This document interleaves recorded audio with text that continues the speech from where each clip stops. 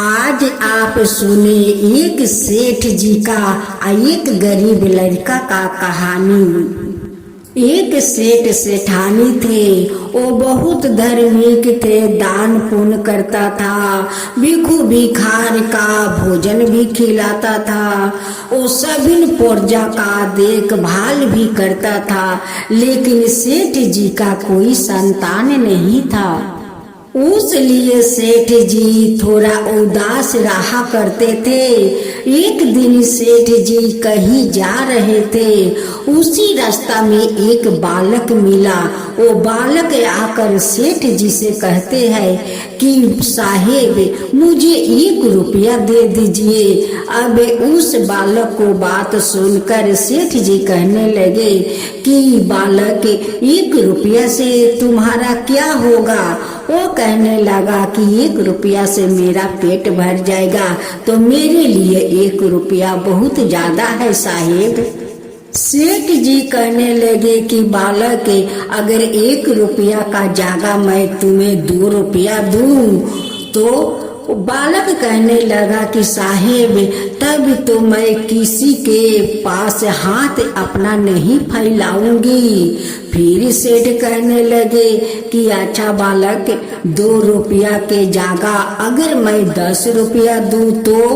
तब फिर बालक कहने लगा कि साहेब तब तो मैं किसी के पास कभी अपना हाथ नहीं फैलाऊंगा।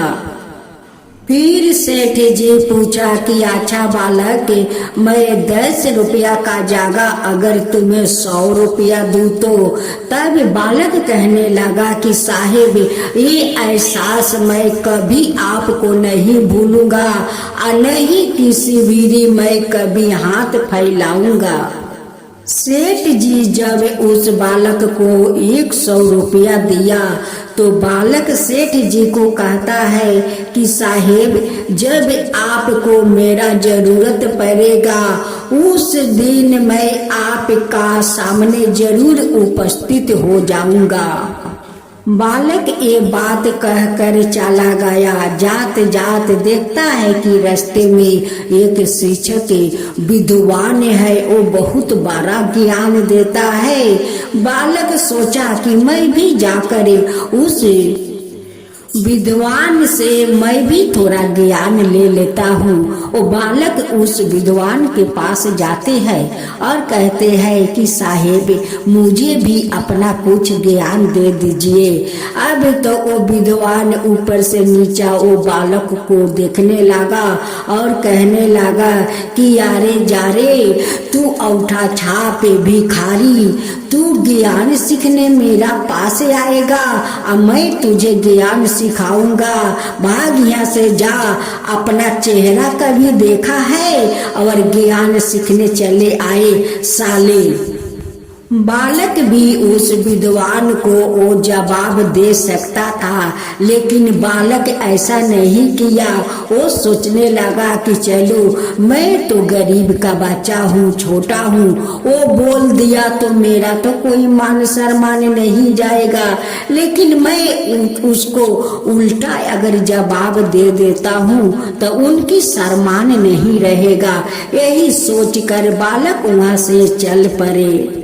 उस दिन बसंत पंचमी था। जात जात बालक देखता है कि रास्ते में बहुत सारा बच्चा लोग माँ सरस्वती को पूजा कर रहे हैं। वो बालक वहाँ जाता है और जो सेठ जी 100 रुपया दिया था उस रुपया से 50 रुपया उस पूजा में दे देता है और बोलता है कि माँ सरस्वती को चरण में ये पैसा चढ़ा दो।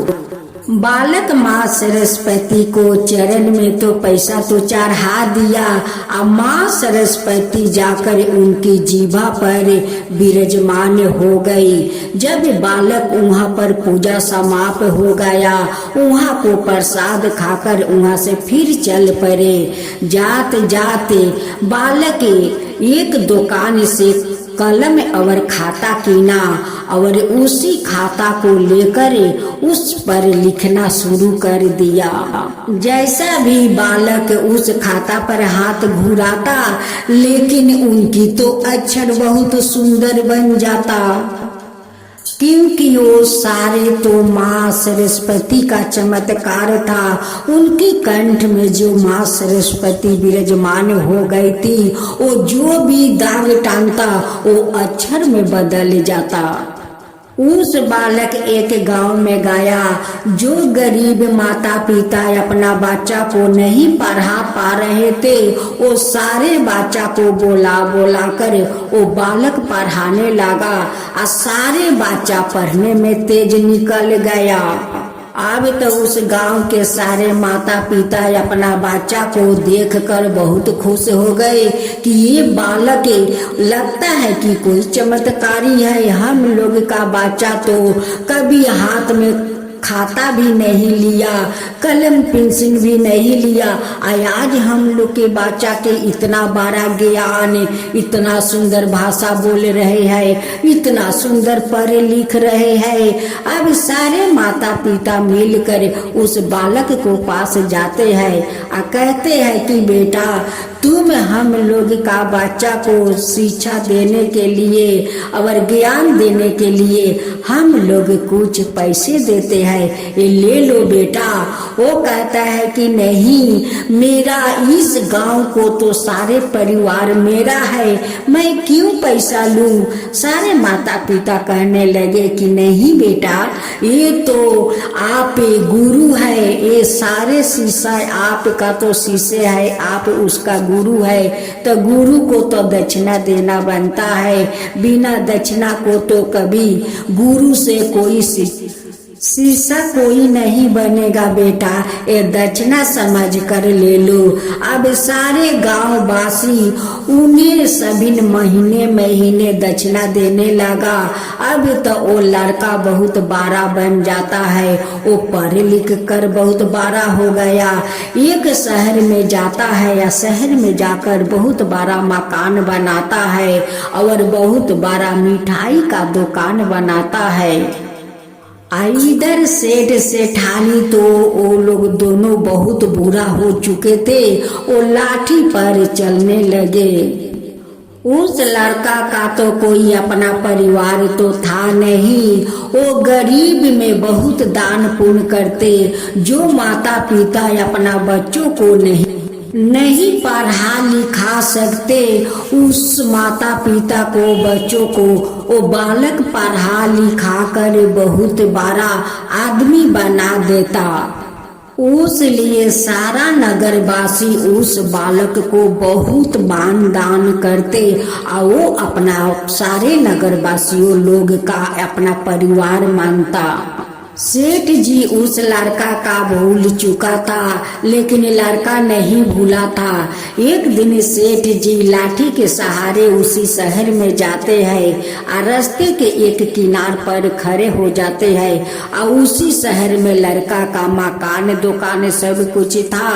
लड़का उस सेठ को देखता है कि वो तो रास्ते के किनारे खड़ा है। वो लड़का देख कर सेठ जी को पहचान लेता है, लेकिन सेठ जी उस लड़का को नहीं पहचान पाया। वो लड़का ले जाता है और अपना कुर्सी पर बैठा देता है। सेठ जी कहने लगे उस लड़का को कि साहेब आप क्यों इस कुर्सी पर बैठाया मुझे। वो बालक कहता है कि साहेब आप इस पर बैठिए, आप इस कुर्सी का हकदार है। सेठ जी कहने लगे कि साहेब ये आप क्या बोल रहे हैं, ये कुर्सी के मैं कैसे हकदार हो सकता हूँ। तब बालक वो याद दिलवाया कि साहेब आपको याद है कि एक दिन एक छोटा सा बालक आपके पास 1 रुपया मांगा था, तो 1 रुपया का जगह आप 100 रुपया दिया था। वही बालक मैं हूँ सेठ जी, वही बालक मैं हूँ। ये महल जो है या दुकान है, ये महल और दुकान का हकदार आप है साहेब, आप है, मैं नहीं। आपको तो याद होगा साहेब कि जब आप मुझे 100 रुपया दिया तो मेरे माथे पर हाथ रख कर आप आशीर्वाद दिया था कि जो कहीं रहो जाओ तुम सुखे रहो। मैं भी वादा किया था कि मेरा जब जरूरत पड़ेगा तब मुझे आप याद कीजिए, मैं जरूर हाजिर हो जाऊंगा। ये दुकान और मकान जो देखते हैं, ये दुकान और मकान को तो साहेब आप ही मालिक है। अभी तो सेठ जी उस बालक को अपना भूख से लगा कर पुका फाड़ कर रोने लगा कि बेटा बस कर, बेटा बस कर, आज तू इतना बड़ा बन गया है, मैं तो बहुत खुश हूँ रे बेटा, बहुत खुश हूँ।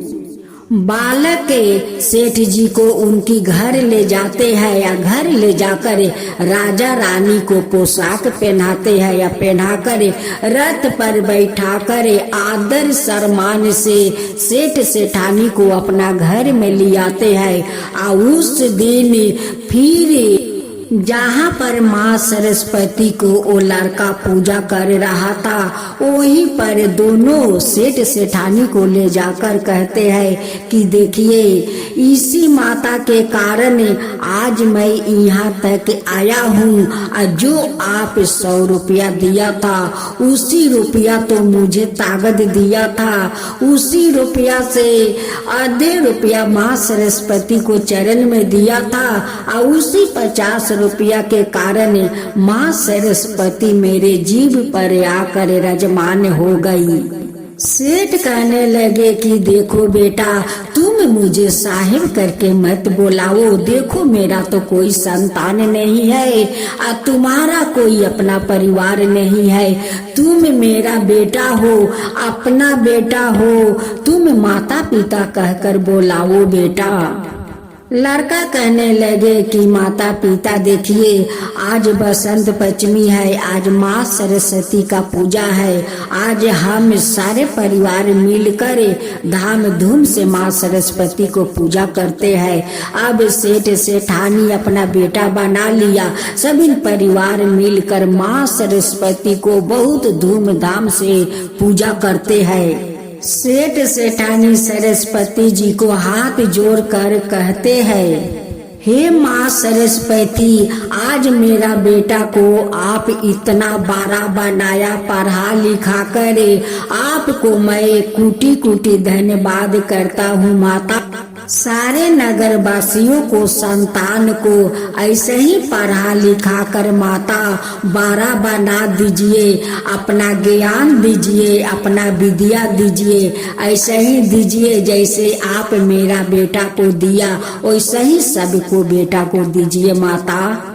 सेठ सेठानी अपना बेटा को लेकर धाम धूम से माँ सरस्वती को पूजा करते हैं। सारा नगरवासी को बुलाकर वहाँ पर प्रसाद बांटते हैं। सब लोग बहुत खुशी थे, बहुत खुश हो गया और कहने लगे कि हे माँ सरस्वती, जैसे आप इस बालक को पढ़ा लिखा कर विद्वान बनाया वैसे सबका बच्चा को बनाना, हे माँ सरस्वती सबको बनाना।